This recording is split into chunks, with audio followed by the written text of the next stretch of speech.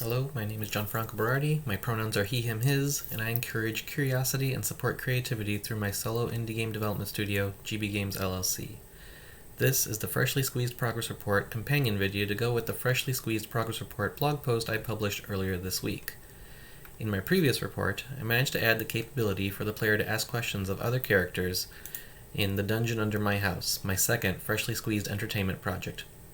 If you've been following along, you know that The Dungeon Under My House will be a non-violent, first-person dungeon crawler, and as a Freshly Squeezed entertainment project, it will be a polished, playable prototype that provides a complete entertainment experience.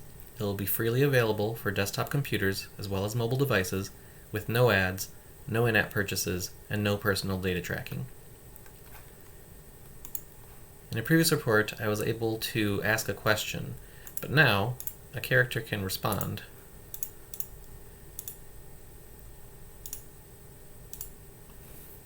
I can ask Dad about Mom. This is where we were at last time, but now Dad can reply and say, I don't know anything about Mom. Everyone can respond with ignorance in this game now. Basically, if a character knows nothing about a given topic, then this is the kind of response they can give. And right now, every character in the game has this kind of response for any question about any topic, because no one knows anything yet, including about themselves, which is kind of funny at this point. The rest of the week was spent figuring out what it would look like for a character to know anything about a topic, which I call beliefs. I spent time designing and planning, but especially reading about all sorts of philosophical concepts such as the theory of knowledge, the language of thought hypothesis, and the map conception idea of how our minds work, which mapped nicely to some thoughts I had. Are beliefs just statements that are variations of fact, or are beliefs derived from some connected graph-like thing? When I wasn't reinventing epistemology, I was also reading the documentation for the interactive fiction authoring tool TADS3, which also used the concepts of topics for handling not open-ended conversations with NPCs, as well as having built-in functionality for tracking when a player becomes aware of a topic or a thing.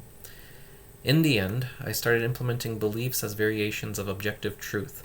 Basically, the game has a complete list of topics, and those topics should have associated facts with them.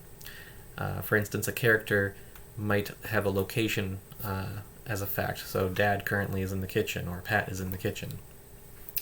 A character can have a belief that it's a variation of that fact, so you might believe Pat is in the kitchen.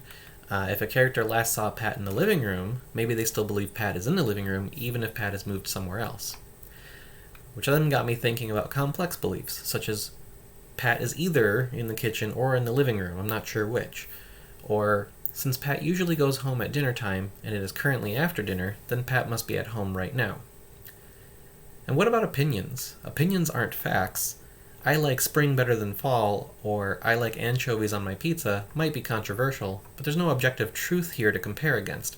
I believe Pat is in the kitchen is different in nature to I believe Pat likes being in the kitchen.